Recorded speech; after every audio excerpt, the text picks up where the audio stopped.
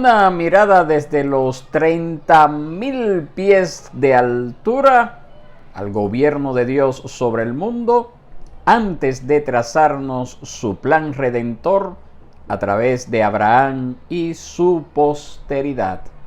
Es el tema del capítulo 10 de Génesis que estaremos tratando en este día. Te invito por favor a que me acompañes con una Biblia en físico para que esto sea de edificación a tu vida, el poder confirmar a través de la lectura personal suya de las afirmaciones que estaremos trayendo en la lectura, en la exposición del devocional de esta mañana. Acompáñame.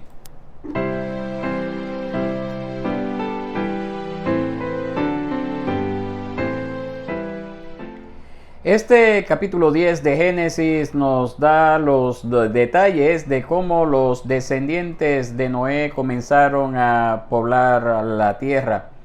Aquí nosotros podemos encontrar la raíz de todas las naciones. El tema principal por ver aquí es la preservación milagrosa de la línea de donde vendría la simiente prometida. Eso es de primordial importancia. Dios toma distancia para que veamos también, aquí lo vemos, el desarrollo de las naciones antes de enfocarse precisamente en Abraham y su posteridad. El capítulo también nos presenta a Nimrod, quizás uno de los primeros personajes tipo monarca del mundo antiguo.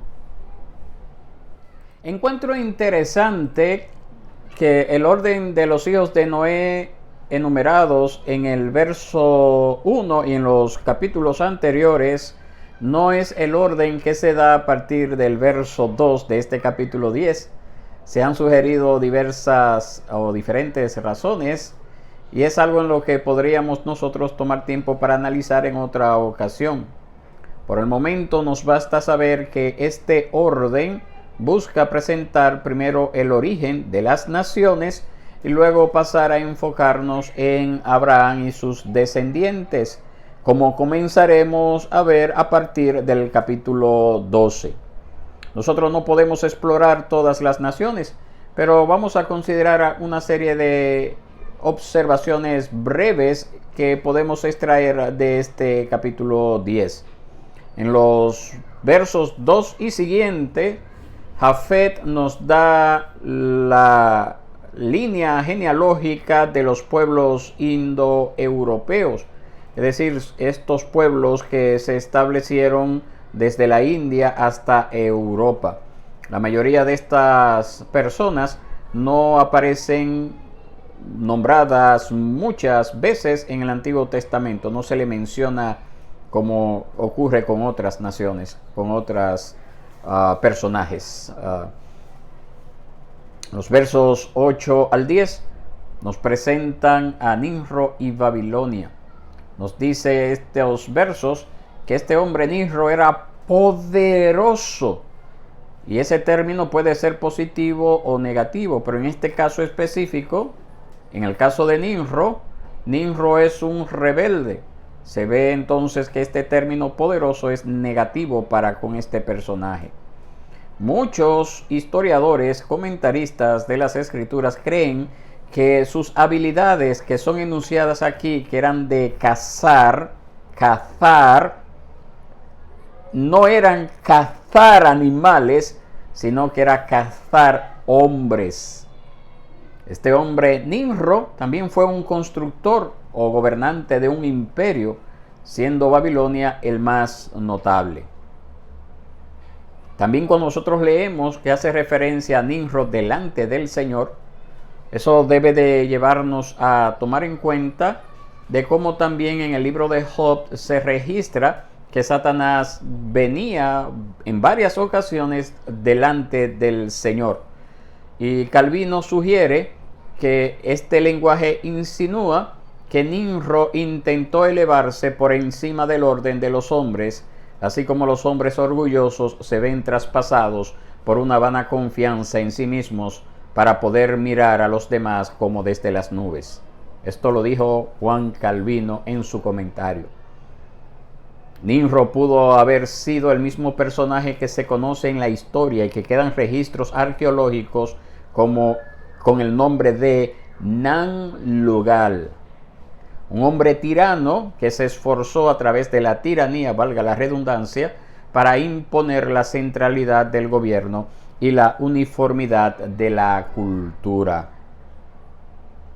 En el verso 25, aquí nosotros vemos cómo dice que cada quien fue tomando su separación, fue tomando su tierra, y aquí no hace referencia a la separación de los continentes, como han dicho algunos, sino que esto más bien apunta al próximo capítulo, que veremos allí a Dios trayendo confusión a través de los idiomas, como un castigo a la humanidad por desobedecer el mandato que Dios le había dado de propagarse y de extenderse en toda la tierra.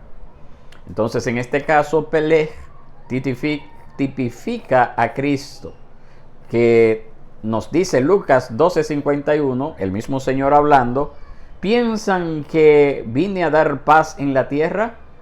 No, les digo, sino más bien división. Una frase repetida en los versos 5, 20 y 31, que nos dice más o menos de la siguiente forma, casi igual: se dividieron en sus tierras, cada una conforme a su lengua, según sus familias. Establece el escenario para el juicio de Dios que vendría a través de la confusión de las lenguas que veremos en el próximo capítulo. ¿Qué principios prácticos nosotros podemos extraer de este capítulo 10 de Génesis? Número 1. Aunque Dios tiene una historia particular que contar a través de Cristo y su iglesia, el ojo de Dios está sobre el mundo entero. Dios está gobernando todos los asuntos de la humanidad.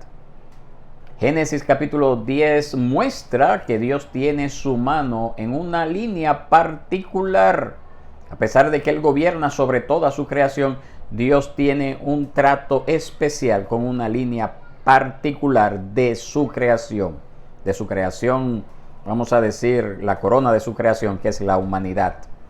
¿Y quiénes son estos personajes con los cuales Dios tiene un trato personal y particular? Sus redimidos.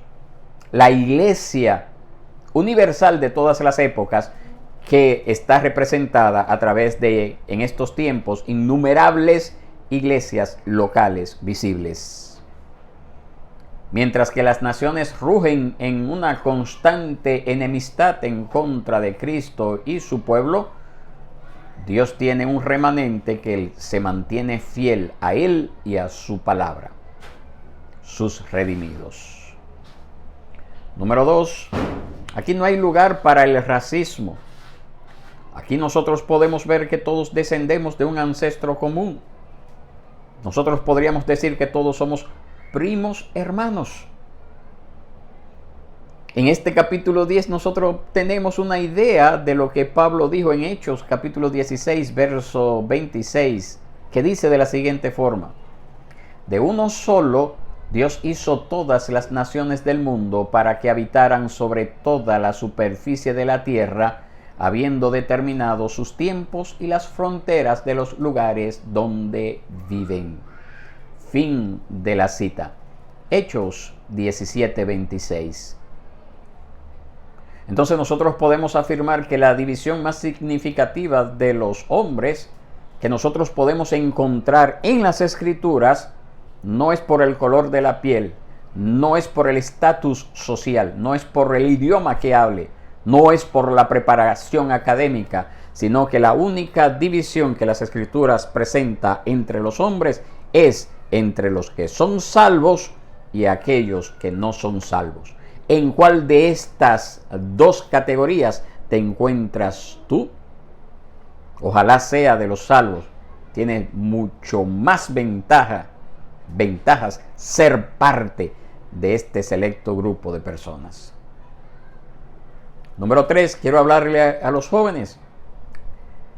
Babilonia es representativa del mundo. En Apocalipsis nosotros vemos la destrucción final de Babilonia. Nosotros debemos salir de Babilonia. Pero ustedes, jóvenes, ¿para dónde deben de ir? ¿Para dónde debemos de ir los que somos más adultos?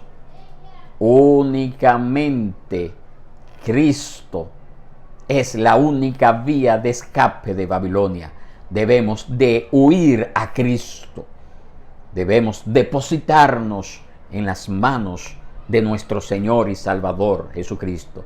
Debemos de venir delante de Él en arrepentimiento y fe. Número 4, mis hermanos, tengan cuidado de no seguir el carisma y la celebridad de personajes al estilo de Nimrod, que prometen, entre comillas, villas y castillos, ya sea en los negocios, ya sea en la iglesia, ya sea en la política o ya sea en la familia. Solamente Jesucristo ha de tener nuestra lealtad absoluta.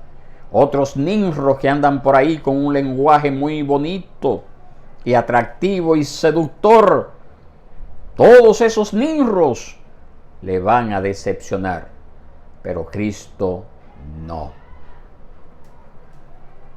Finalmente, número 5, vemos acá en este capítulo 10 del Génesis nuestra misión. Todas estas naciones y sus descendientes que son mencionadas aquí y que de allí vienen todas las naciones de la tierra que actualmente existen, todas esas naciones necesitan a Cristo. Aquí en este capítulo 10 se mencionan 70 naciones. Y no es casualidad, mis hermanos, que junto con los 12 discípulos de Cristo, Él también llamara a 70 discípulos que debían de ir en su momento a todo el mundo. Quizás Dios te está llamando a predicar su palabra. ¿Qué dices? ¿O todavía tienes excusas? ¿O todavía quieres buscar un bajadero para no cumplir con tu deber? Si tú eres cristiano, si tú eres de ese grupo de los salvados, Dios te ha dado una gran comisión. ¿Qué estás haciendo con esa comisión que el Señor te ha dado? Que la pases muy bien.